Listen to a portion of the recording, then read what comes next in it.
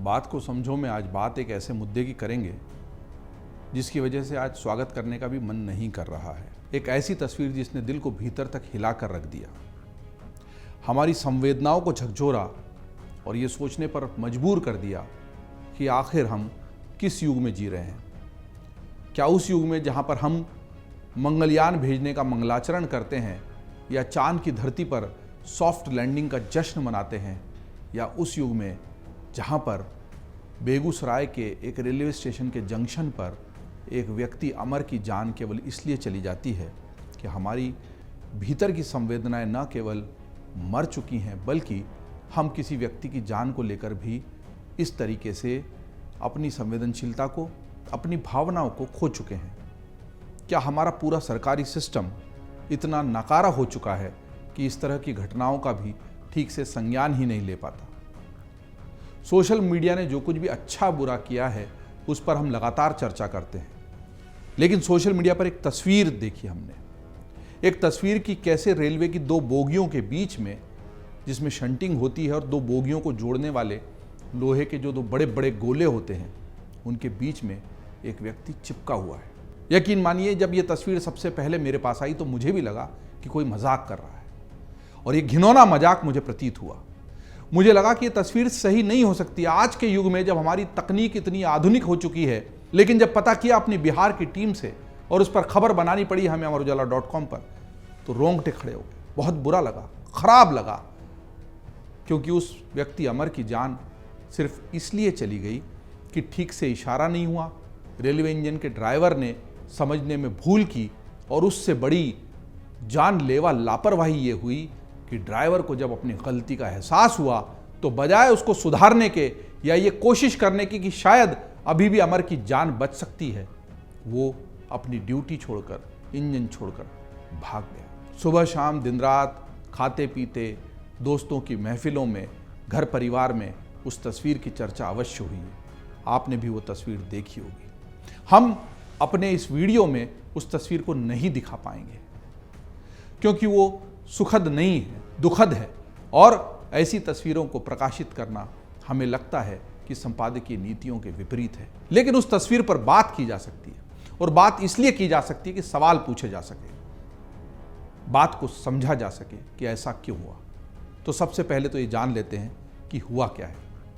तारीख है 9 नवंबर 2024, समय है सुबह के 9 बजे का। तो 9 नवंबर की तारीख है और लगभग 9 बजे का ही समय है, और जगह है बिहार के बेगूसराय का Barauni junction.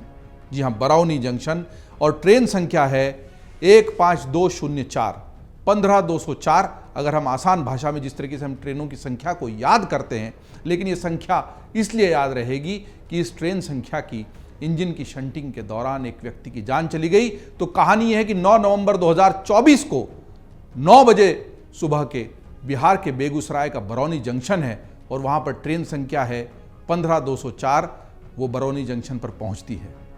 Shunting staff engine को ट्रेन की बोगियों से अलग करता है।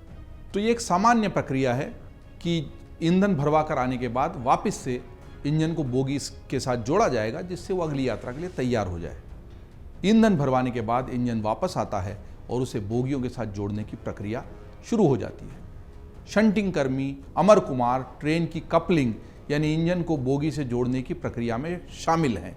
वो कोशिश कर रहे हैं कि ये प्रक्रिया हमेशा की तरह ठीक से हो जाए। ये प्रक्रिया चल ही रही होती है कि अचानक इंजन पीछे की ओर आ जाता है। अमर कुमार इंजन और बोगी के बीच दब जाते हैं।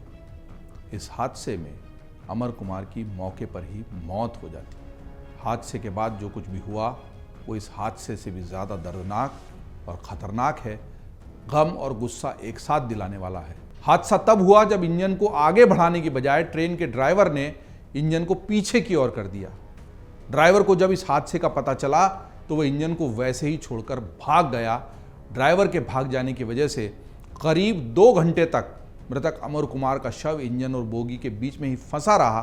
बड़ी मशक्कत के बाद शव को बोगी से निकाला गया। ये भी संभव था कि जैसे ही अमर कुमार दबे, हो सकता है वो घायल हुए हों, उनको बहुत अंदर चोट लगी हो, पर शायद उनकी जान बच सकती थी अगर ड्राइवर तुरंत ही हादसे को समझने के बाद उसकी गंभीरता समझने के बाद इंजन को छोड़कर मौके से भागने की बजाय इंजन को थोड़ा सा आगे कर देते। इसमें फंसे हुए अमर कुमार जिस तस्वीर का जिक्र मैं शुरुआत में कर रहा था, आपने देखा होगा, उनको निकाल लिया जाता और फिर उसके बाद कोशिश की जाती कि उनको अस्पताल ले जाकर उनको जिंदा रखा जा सके। लेकिन ये मौका नहीं मिला, क्योंकि बड़ी निर्लज्जता के साथ, डर से, घबराहट में, जैसा भी कहें, लेकिन बहुत खराब निर्णय इंजन के ड्राइवर ने लिया और मौके से भाग गया। क्या उस वक्त कोई दूसरा बोगी ड्राइवर नहीं था?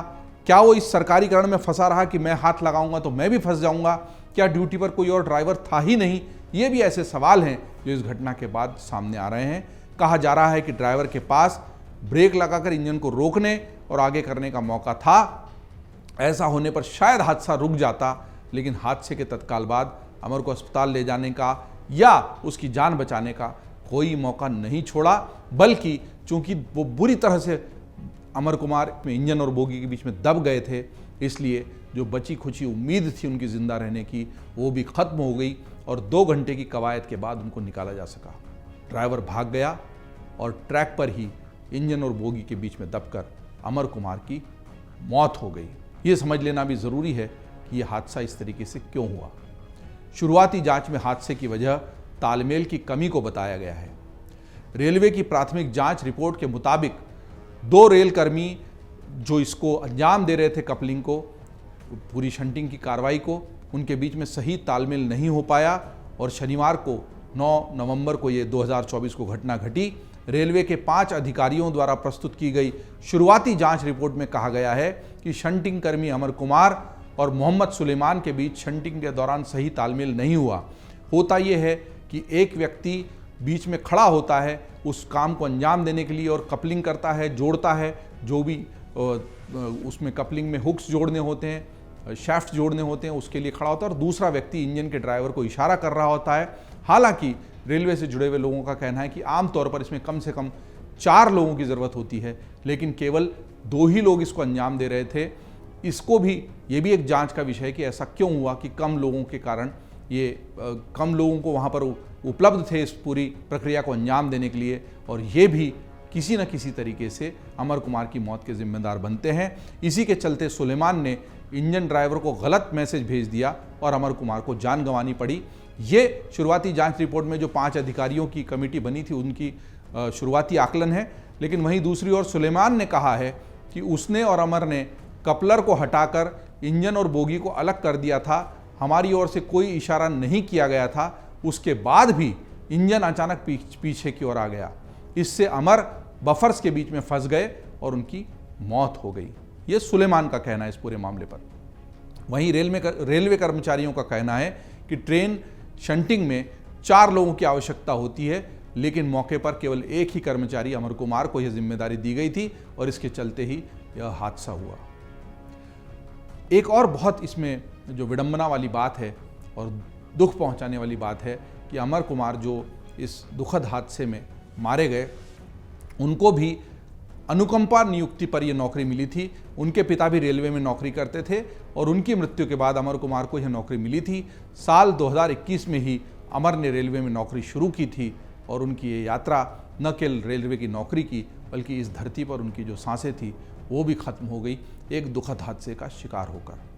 देखिए, पिता रेलवे में नौकरी करते थे और जैसी कि सरकारी नौकरियों में प्रक्रिया है कि अगर कोई सरकारी कर्मचारी की मृत्यु असामयिक हो जाती है, नौकरी चल रही होती है तभी, तो फिर उनके परिवार के किसी सदस्य को अनुकंपा नियुक्ति दी जाती है। एक बहुत अच्छी व्यवस्था सरकारी नौकरियों में है। उसी तरीके से अमर कुमार को ये नौकरी मिली थी, लेकिन अब एक लापरवाही जो कि इतनी भारी पड़ी जिसकी वजह से उनकी जान चली गई। और उस तस्वीर ने दरअसल हमको हिला कर रख दिया, ये सोचने पर मजबूर कर दिया कि हम एक तरफ आर्टिफिशियल इंटेलिजेंस की दुनिया में प्रवेश कर रहे हैं, कृत्रिम मेधा के माध्यम से अपनी स्वयं की मेधा को, बुद्धि को चुनौती दे रहे हैं, तकनीक के नए नए आयाम, नए नए कीर्तिमान रचने की कोशिश कर रहे हैं। हम चंद्रमा पर जाएंगे, हम मंगल पर जाएंगे, उसके आगे बृहस्पति पर जाएंगे, मंगल पर भी जीवन की खोज करेंगे, लेकिन धरती पर जो जीवन है उसको संभालने के लिए हम क्या कर रहे हैं? दरअसल मानव का जो पूरा इतिहास है, विकास है, उसका अस्तित्व है, उसकी नींव में यही सवाल खड़ा रहेगा कि प्रत्येक जान की कीमत हम किस तरीके से लगाते हैं, उसको कितनी तवज्जो देते हैं, किस तरीके से इस तरह की घटनाओं को लेकर संवेदनशील होते हैं। और इसीलिए बात को समझो में आज ये विषय है, क्योंकि ये सवाल खड़े होंगे। एक तरफ चकाचौंध भरे मॉल वाली और तरक्की की दुनिया, और दूसरी तरफ इतनी भयानक लापरवाही कि इंजन और बोगी के बीच में फंसकर एक व्यक्ति की जान चली जाए। इन विरोधाभासों का उत्तर ढूंढना पड़ेगा, तभी हमारी आगे की विकास यात्रा ज़्यादा बेहतर और सार्थक हो सकती है। बात को समझो में फ़िलहाल इतना ही, लेकिन इस घटना को लेकर आपके मन में भी बहुत सारे विचार आए होंगे, आपको भी गुस्सा आया होगा, सवाल होंगे। वो सारे सवाल इस वीडियो के कमेंट में ज़रूर भेजिए, ताकि व्यवस्था के सामने जो प्रश्न हम इस वीडियो के माध्यम से खड़े करना चाह रहे हैं वो ज़्यादा मुखर होकर उन तक पहुंच सकें जो जिम्मेदार हैं, और आगे कम से कम इस तरह की घटनाएं न हो, किसी अमर को इस तरीके से मरना ना पड़े। अगर आप ये वीडियो YouTube पर देख रहे हैं तो हमारे चैनल को सब्सक्राइब कर बेल आइकन दबाएं, और Facebook पर देख रहे हैं तो हमारे पेज को लाइक करें। 8 मिलियन प्लस सब्सक्राइबर, आपके इस भरोसे के लिए बहुत धन्यवाद।